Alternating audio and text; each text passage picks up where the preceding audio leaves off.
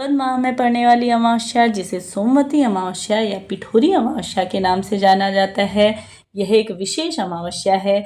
इस दिन किए गए पितरों के निवृत्त दान, पुण्य, तर्पण से आप सभी को आपको विशेष फलों की इस दिन प्राप्ति होती है। किस दिन करना है, पूजा का शुभ मुहूर्त क्या रहेगा, साथ ही किस दिन आपको दान पुण्य करना चाहिए, कुछ विशेष नियम उपाय जिन्हें करने से आपके पितृ तृप्त होते हैं और साथ ही आप पे उनकी कृपा सदा सर्वदा बनी रहती है। तो जैसा कि अमावस्या के दिन कौन से कार्य करने हैं जिससे कि पितृदोष से आपको मुक्ति मिले, साथ ही साथ पितरों की आप सभी पे हमेशा आशीर्वाद बना रहे और उन्हें शिवलोक और वैकुंठ लोक की प्राप्ति हो, इसके लिए इस दिन आप सभी को सुबह ब्रह्म मुहूर्त में जागने के बाद, जैसा कि अमावस्या 2 दिन 2 सितंबर और 3 सितंबर दोनों ही दिन प्राप्त हो रही है, आप दोनों दिन ही स्नान आदि कर सकते हैं, दान पुण्य कर सकते हैं। लेकिन सोमवती अमावस्या जो कि पूरा दिन आप सभी को अमावस्या तिथि प्राप्त हो रही है, तो यह 2 तारीख को ही आप सभी को व्रत धारण करना चाहिए। इस दिन सुहागिन महिलाएं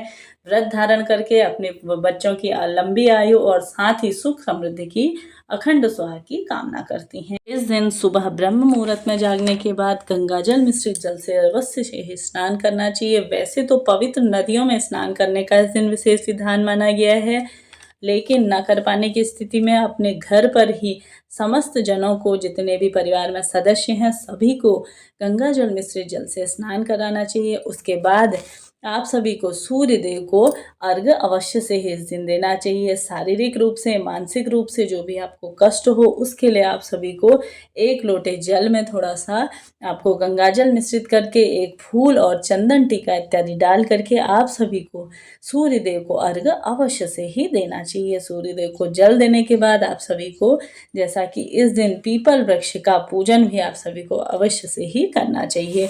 माना जाता है सुहागिन महिलाएं इस दिन पीपल वृक्ष का अगर पूजन करती हैं तो साथ में आप सभी को, जैसा कि आप 108 कच्चे सूत से आप परिक्रमा कर सकते हैं, नहीं तो सुहाग की सामग्री आप सभी को अवश्य से ही समर्पित करनी चाहिए। सुहाग की सामग्री हाथ में लेकर के, जैसा कि सिंदूर इत्यादि लेकर के भी आप परिक्रमा कर सकती हैं। परिक्रमा करते हुए आप सभी को जितनी परिक्रमा करेंगे उतनी बार ही आप सभी को सिंदूर उसमें अर्पित करना है। यह सारी सामग्री आप सभी को वहीं पे, जैसा कि पंडित जी को दान कर दीजिए, नहीं तो आप सभी को, कोई सुहागिन महिलाएं हैं तो उन्हें आप सभी को अवश्य से ही दान करना चाहिए। वैसे तो सुहागिन ब्राह्मणियों को इसे दान करना चाहिए। सुहाग की जो भी सामग्रियां हैं वह आप सभी को अवश्य से ही दान करनी चाहिए। इस दिन जैसा कि आप सभी को अपने घर पर कुशा इत्यादि, जैसा कि माना जाता है, इस दिन आप सभी को कहीं पर भी अगर कुशा इत्यादि दिख जाए तो पूरे साल भर आप इसको संग्रह करके रख सकते हैं। आप अपने घर पर ले आइए और जैसे पितरों के कार्य या अमावस्या तिथि पर अवश्य से ही कुशा, जो घास होती है जिससे पूजन किया जाता है, उसे आप सभी स्टोर करके इस दिन रख सकते हैं। वृक्ष ना मिल पाने की स्थिति में आप सभी माता तुलसी का भी इस दिन पूजन कर सकते हैं। साथ ही परिक्रमा भी उसकी आप जैसा पीपल वृक्ष की लगाते हैं वैसे ही लगा सकते हैं, कोई दिक्कत की बात नहीं है। सुहागिन महिलाएं इस दिन व्रत रख के कथा सुनती हैं और साथ ही साथ इस दिन किया गया कोई भी सरल सा कार्य आप सभी के जीवन को उज्जवल बना देता है। साथ ही साथ पितरों के निवृत्त आप इस दिन दोपहर के समय में, जैसा कि पितरों का समय दोपहर का होता है, तो आप सभी इस दिन दान पुण्य जो भी करते हैं, भूदान, गोदान, वस्त्रदान या साथ ही साथ तर्पण इत्यादि इस दिन आप करते हैं, तो स्वतः ही आपके सभी कार्य बनना निश्चय है।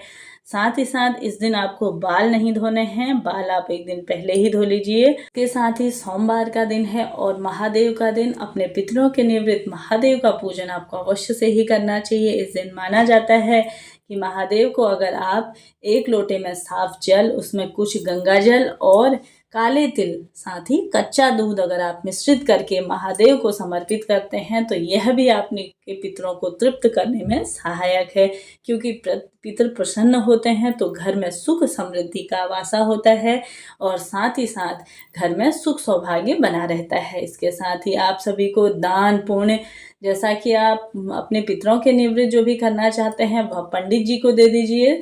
साथ ही साथ नहीं तो कोई ज़रूरतमंद हो तो उसे आप सभी एक समय का भोजन, फल, दक्षिणा इत्यादि रख के अवश्य से ही आपको दान करना चाहिए। इस तरह सरल से परिक्रिया करके आप अपने जीवन को सुखमय बना सकते हैं। साथ ही कथा आप सभी को अवश्य से ही सुननी चाहिए। मेरे चैनल पे प्रतिदिन कथाएं आती हैं, इन्हें सुनिए। साथ ही साथ अब बात कर लेते हैं कि अमावस्या तिथि कब प्रारंभ हो रही है। अमावस्या तिथि प्रारंभ हो रही है 2 सितंबर को सुबह 5:21 पर और अमावस्या तिथि समाप्त होगी 3 सितंबर सुबह 7:24 पर। तो संपूर्ण नियम कहते हैं कि अमावस्या 2 सितंबर के दिन ही अमावस्या का आपको व्रत धारण करना है। ना कर पाने जैसा दान पुण्य आप नहीं कर पाए तो आप सभी 3 सितंबर के दिन भी दान पुण्य इत्यादि सुबह के समय में स्नान कर सकते हैं, कोई दिक्कत की बात नहीं है। वीडियो यूजफुल रहा हो तो वीडियो को लाइक शेयर अवश्य करिए। मिलते हैं नेक्स्ट वीडियो में, तब तक के लिए श्री शिवाय नमस्तुभ्यम। हर हर महादेव।